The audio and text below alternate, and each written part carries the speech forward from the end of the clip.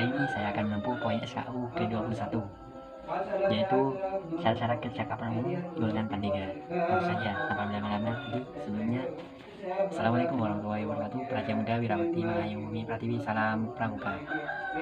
Kakak, selamat berpuasa karena sekarang sudah hampir memasuki waktu imsak.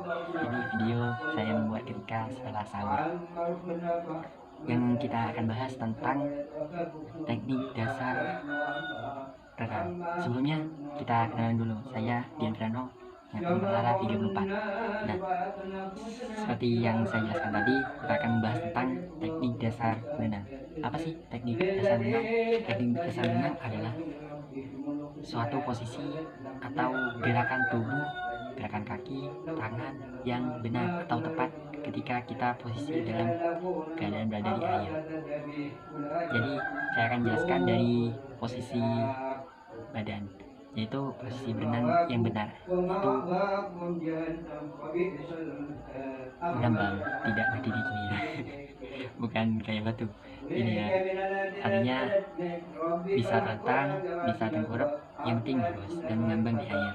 Nah, gerakan tangan yang benar yaitu gerakan yang bisa membantu kita tetap berada di atas air ataupun bergerak dari satu tempat ke tempat yang lain, sama dengan gerakan kaki. Gerakan kaki yang benar yaitu gerakan yang bisa memindahkan kita dari tempat satu ke tempat yang lain ataupun mempertahankan tubuh kita agar tidak tenggelam. Nah, kali ini saya akan menjelaskan dari beberapa teknik atau bisa disebut gaya ketika kita berenang. Nah, yang pertama itu gaya bebas. Gaya bebas terdiri dari posisi tubuh horizontal dan rileks. Gerakan tangan memutar ke depan, kaki bergerak naik turun bergantian. Ya, jadi posisi tubuh itu horizontal, rileks, gerakan tangan itu memutar ke depan. Ini bisa bergantian. Dan gerakan kaki itu dikepakkan secara bergantian. Kemudian kita ke gaya dada, bukan kita melompat ke dalam kolam terus dada-dada gini, bukan ya.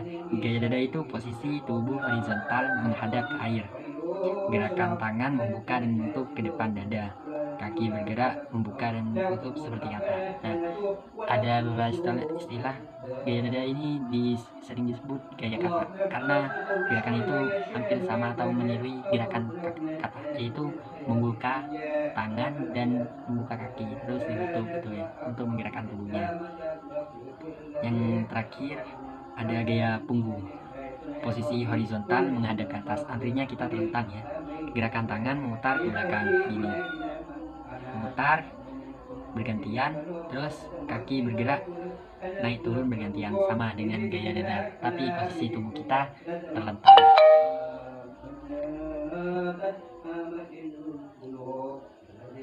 Lanjut, pentingnya keselamatan di air. Nah, jadi kita jangan sembarangan, misal kita pertama kali berenang langsung ke laut lepas, itu jangan. Biasanya kita belajar dari yang dangkal dulu, jadi agar ketika kita posisi kram atau bagaimana itu tidak tenggelam, eman-eman yang lainnya. Kemudian perhatikan kondisi cuaca, hindari berenang saat cuaca buruk. Kenapa? Ya pasti karena bahaya. Terakhir, patuhi rambu-rambu, ikuti aturan atau petunjuk area berenang. Nah, jadi misal kita ada rambu-rambu, dilarang bagi yang tidak bisa berenang, dilarang berenang di daerah ini, kecuali kan ada untuk ukuran ketinggian itu. Misal kita di bawahnya, jangan coba-coba karena itu biasanya untuk dewasa. Misal kita masih kecil ya, jadi jangan langsung ke yang dalam dulu. Jadi sesuaikan dengan kemampuan kita. Nah, sebelum berenang biasanya kita ada pemanasan terlebih dahulu agar supaya kita berenang tidak mengalami cedera atau mengalami kram yang berlebihan. Jadi kita akan belajar tentang tindakan darurat di air. Kenali tanda-tanda bahaya, perhatikan orang-orang kesulitan berenang. Nah, kenali tanda-tanda bahaya. Dari kita mau memilih tempat saja, kita kan harus mengenali. Jadi kenapa kita memilih yang lebih dangkal itu kan pasti ada alasannya. Nah, kemudian ketika kita mengalami kram, setidaknya kita harus rileks, jangan langsung panik, karena semakin kita banyak panik atau gerakan yang tidak terkontrol dari kita akan mudah cepat tenggelam, karena tubuh kita bisa mengembang dengan sendirinya ketika tubuh kita rileks, karena rongga-rongga yang ada di perut dan di dada itu terisi udara. Kemudian berikan bantuan, menggunakan alat bantu untuk. Nah, ketika kita ingin belajar, biasakan untuk mengantisipasi jika ke dalamnya lebih dalam, kita belajar dengan menggunakan pelampung yang biasanya bulat yang ada di lengan. Nah, itu untuk belajar agar kita tidak mudah tenggelam. Kemudian panggil bantuan medis. Nah, ketika kita bisa keselak air atau apa, terus kita pingsan atau kram yang parah, itu segera panggil tim penyelamat atau panggil medis jika berada di tempat suatu bis. Lanjut, kita akan selip sedikit materi tentang prinsip dasar bela diri. Pertama ada keseimbangan, kecepatan, dan kekuatan.